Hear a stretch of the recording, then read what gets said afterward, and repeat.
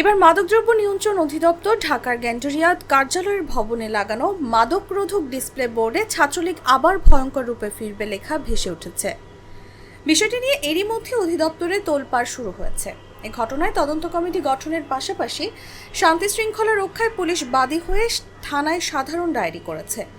অধিদপ্তর সূত্রে জানা গেছে, অধিদপ্তরের গ্যান্ডারিয়া দক্ষিণ কার্যালয়ের ছাদের বাইরের দিকে একটি ডিসপ্লে বোর্ড আছে, যেখানে লেখা মাদককে না বলুন কিংবা মাদক বিরোধী নানা স্লোগান 24 ঘন্টা দেখানো হয়। রবিবার রাত 12টার দিকে ওই ডিসপ্লেতে ছাত্রলীগ ভয়ঙ্কর রূপে ফেরার একটি লেখা দেখতে পান স্থানীয়রা। পরে তারা জড়ো হয়ে কার্যালয়ের প্রধান ফটক ভেঙে ভেতরে প্রবেশ করার চেষ্টা করেন।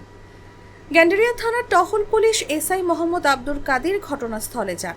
খবর পেয়ে রাতেই ঘটনাস্থল পরিদর্শন করেন মাদক নিয়ন্ত্রণ অধিদপ্তরের ঊর্ধ্বতন কর্মকর্তারা। পরে তারা স্থানীয়দের বুঝিয়ে পরিস্থিতি শান্ত করেন এবং সঙ্গে সঙ্গে ডিসপ্লেটি বন্ধ করে দেওয়া হয়।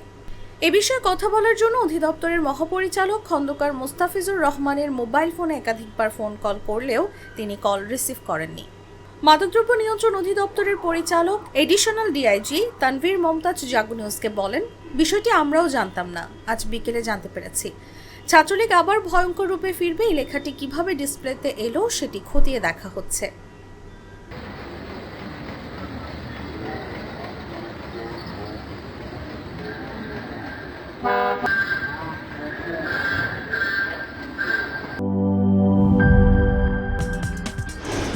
কি boss, vital match, tough opponent, tension? Come on bro, অপোনেন্টকে নিয়ে ভাবার সময় আছে।